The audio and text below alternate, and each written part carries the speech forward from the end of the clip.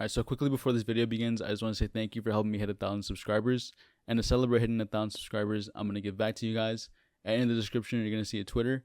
And whenever my Twitter account hits 100 followers, or if it hits it quicker than I expect, then I'll extend the date to whenever. But when that hits 100 followers, I'm going to do a $20 Steam gift card giveaway or a $20 skin of your choosing, whichever one you guys decide to choose with. But again, thank you for helping me hit 1,000 subscribers, and I hope you enjoy the video.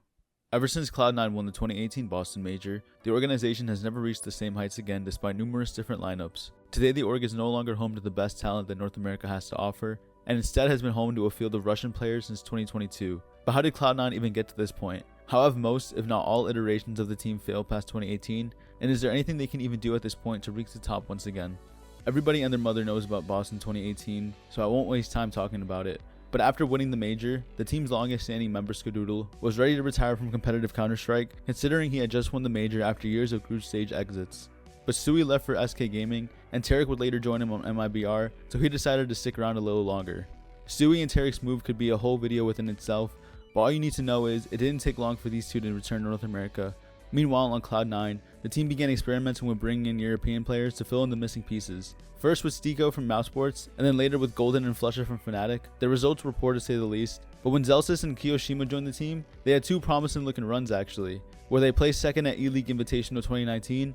Whatsoever, but the cleanup will be quite nice, and the threat's been eliminated. Oh my god, what the hell was that? What in the blazes was that?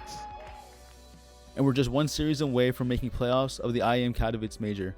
Both of these runs would be shut down by FaZe Clan, and after these losses, the roster would continue to be scrambled with a mixture of European and American players, with nothing of note really ever amounting. But by the end of 2019, Cloud9 had fallen out of the HLTV top 30, and in hopes of revamping their roster, they started off 2020 by signing ATK's roster, and after only 2 LAN events, the scene was forced into online play, where tournaments would now be split up regionally.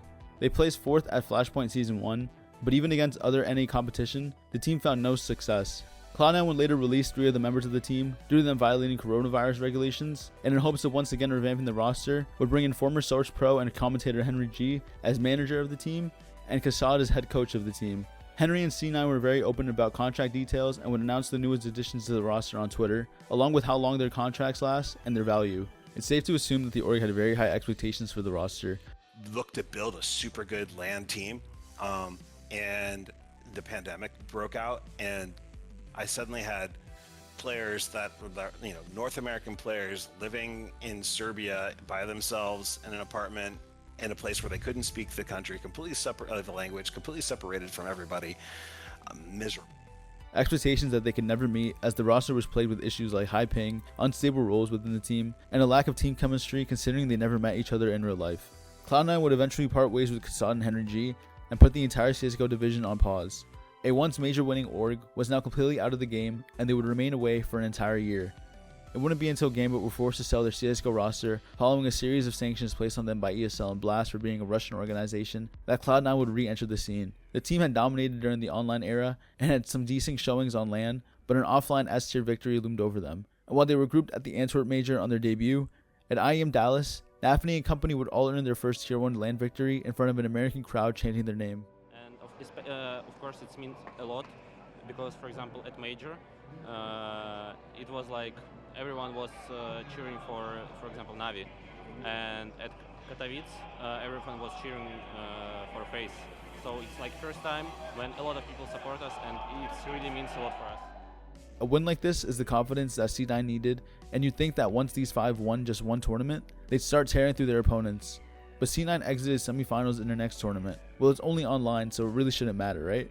Semis in ESL Pro League Season 16. In Cologne, they got grouped, and they exited quarterfinals at the Rio Major, where they were the favorites against a Dexter-led Mousesports.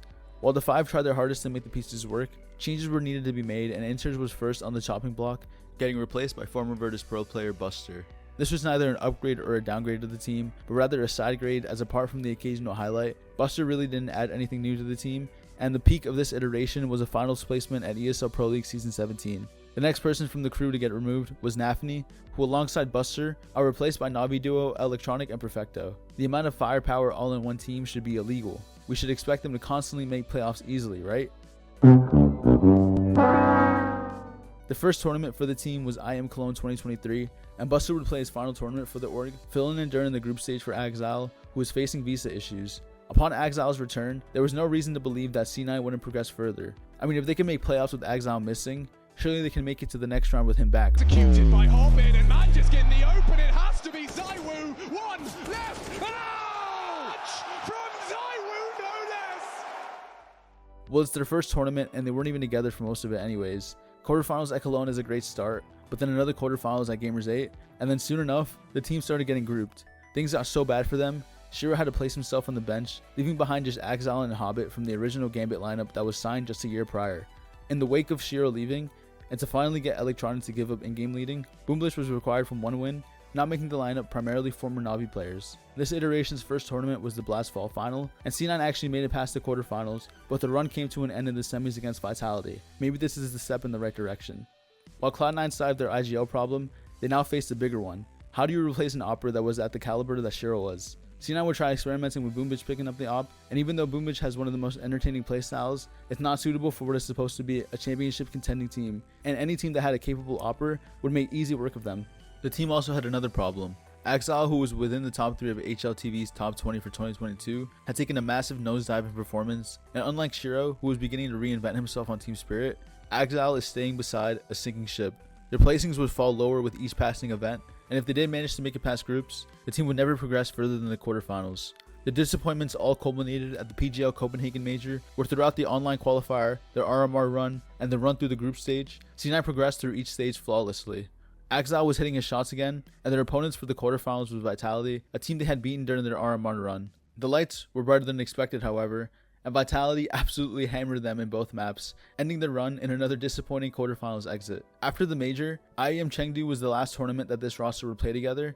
You know, on this tournament we came with a mindset to win this tournament for me, because I really like China, and you know, it's, I think, best time to win the first trophy. As Electronic would unexpectedly leave to join Virtus.pro, taking the spot of Mayor. Cloud9 would soon after bench Hobbit and Perfecto, leaving the team behind in a limbo state of just Axile and Boomblitch. It's possible that Perfecto didn't want to play unless Electronic was there, considering he self-benched himself, and he hasn't taken kindly to the words Electronic has had after his departure. After 6 years, a regional switch, countless player rosters, and possibly millions of dollars in salaries and transfer fees, Cloud9 have only managed to gain one other trophy to the cabinet and have tainted their legacy with overpromising on results and underperforming each and every time. It's a shame that as a result of this, Axile may have wasted what were essentially his prime years on an unstable roster and lost all of his former teammates along the way. C9's failures raises a few more questions like, what will it take for Axile to activate again? And do you think Nafany should have been given more time as in-game leader, knowing that every roster afterwards would somehow make the team worse? Just the other day, Cloud9 communicated that they should be announcing something soon. With interns being let go from TSM, maybe we can expect to see him back in C9, or maybe Cloud9 will go with the plethora of CIS talent that is just waiting to be discovered, so just come back to the scene.